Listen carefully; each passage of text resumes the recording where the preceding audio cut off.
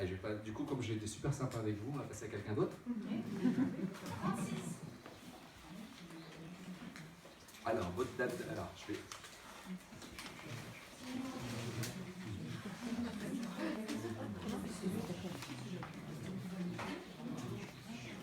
Vous me drivez hein, pour le temps. Hein. Alors, votre date de naissance 12 décembre. 12 décembre, l'année 2000. Pardon 2000. Non, 2000 Oui. Je suis vieux, quoi. Pas la peine d'être désagréable, hein. 2000, c'était hier. L'heure, s'il vous plaît 13h. 13h, ok. Pile, et la ville 3. Incroyable au niveau statistique, le nombre de Troyens ici. À chaque fois que je suis dans une ville. Ah oui, vous aussi, vous êtes né à Rouen? Ben oui, on y est, monsieur. Alors, Sagittaire, ascendant Poisson. Donc, le Sagittaire, la quête de connaissances. En plus, vous avez vos planètes dans la maison. J'ai pas décrit les maisons parce que sans PowerPoint, ça aurait été compliqué. Mais la maison 9, c'est la maison du Sagittaire. Donc, vous êtes Sagittaire, doublement Sagittaire. Et c'est la maison de la quête du sens. La quête du sens, dépassement des frontières, mais aussi dépassement des frontières de la connaissance. Les deux. Hein. Pour être, soit c'est on étudie beaucoup, soit on voyage, soit après, on est en quête de développement personnel. Et vous êtes ascendant Poisson, l'autre signe de la spiritualité. Le Sagittaire, il est religieux, c'est-à-dire que c'est la philosophie, la quête du sens. Le Poisson est spirituel, c'est-à-dire qu'il n'a pas besoin de religion. Lui, il est connecté, le Poisson. Donc quand on a un ascendant Poisson, on a déjà cette super intuition. Et vous êtes ami avec monsieur, vous êtes lune en Cancer. Vous êtes lune en Cancer aussi.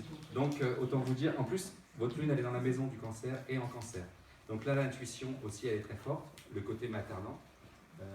Il faut, quand je parlais tout à l'heure, pour nous les hommes, de vivre notre lune, bah vous avez besoin de nourrir l'autre, donc ça peut passer par des métiers de bouche, ça peut passer par le fait de materner. Moi j'ai été éducateur, j'ai donné des douches à des personnes en situation de handicap. Vous voyez, c'est ce côté je materne, je donne, mais j'ai fait aussi de la cuisine, quoi. Mais c'est surtout l'importance de materner. Ça veut dire qu'on est parents, avant de l'être, quoi. Et en tout cas, ça donne une grande sensibilité, une grande intuition. Donc sortez votre jeu de cartes aussi, vous, hein. Oui. Vous pouvez y aller. Et vous le faites, bah ouais, ça serait Poisson avec la Lune. Vous aussi, vous avez peut-être pas directement à Léo Neptune.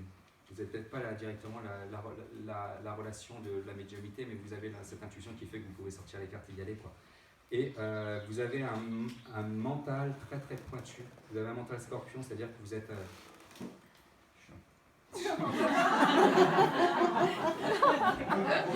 J'allais dire que vous êtes pointu, moi j'allais utiliser, c'est-à-dire que ça y, voilà, vous êtes mordant et vous pouvez, vous savez tout à l'heure j'ai parlé des scorpions qui voient au-delà des apparences, c'est-à-dire que vous avez le côté j'y vais et je peux faire mal du coup parce que je pointe et je peux avoir la parole qui peut faire mal parce que je prends pas de gants.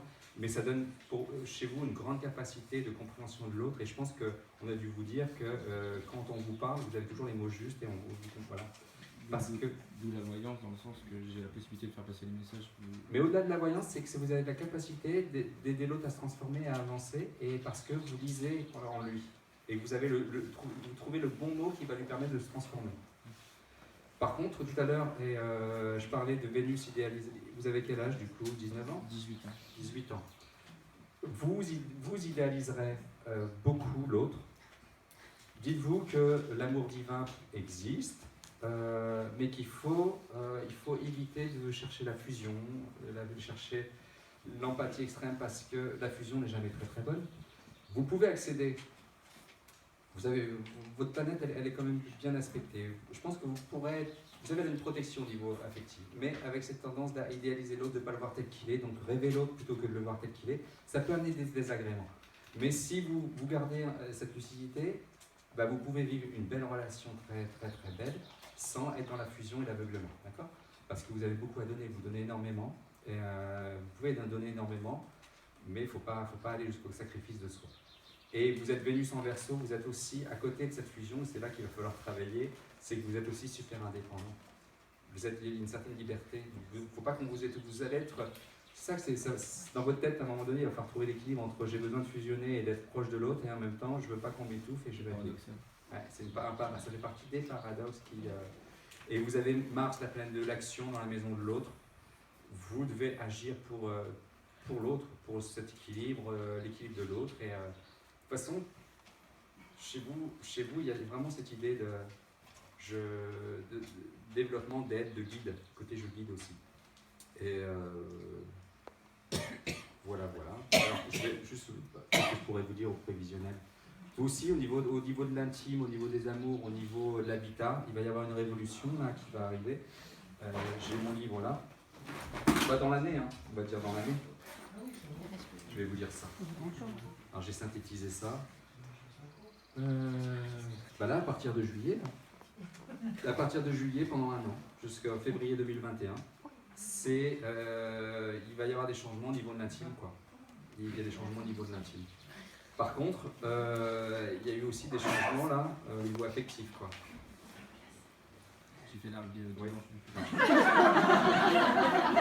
Je n'osais pas le dire parce que ça se dit pas.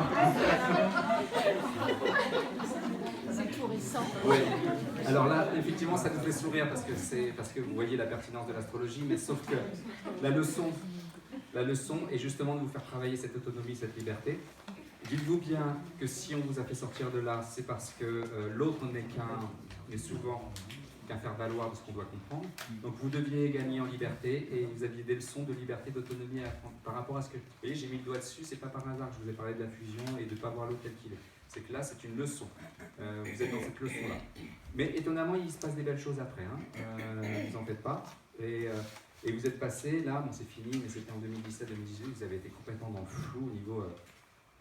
où est-ce que je vais, à qui suis-je? Il y a eu une belle période de flou, quoi. Mais vous allez continuer, je vais arrêter là, de monter en connexion en 2020. Mais gardez lucidité 2020-2021, vous allez évoluer spirituellement, mais restez lucide. En gros, vous êtes un peu paumé, mais parce qu'on va vous demander, Neptune va vous paumer pour que vous lâchiez prise sur des choses et pour que vous montiez un peu. Donc vous étonnez pas et vous engagez pas dans les trucs à risque. Essayez d'être lucide, vous demandez aux autres si vous avez besoin de béquilles. Je sais pas, vous êtes là.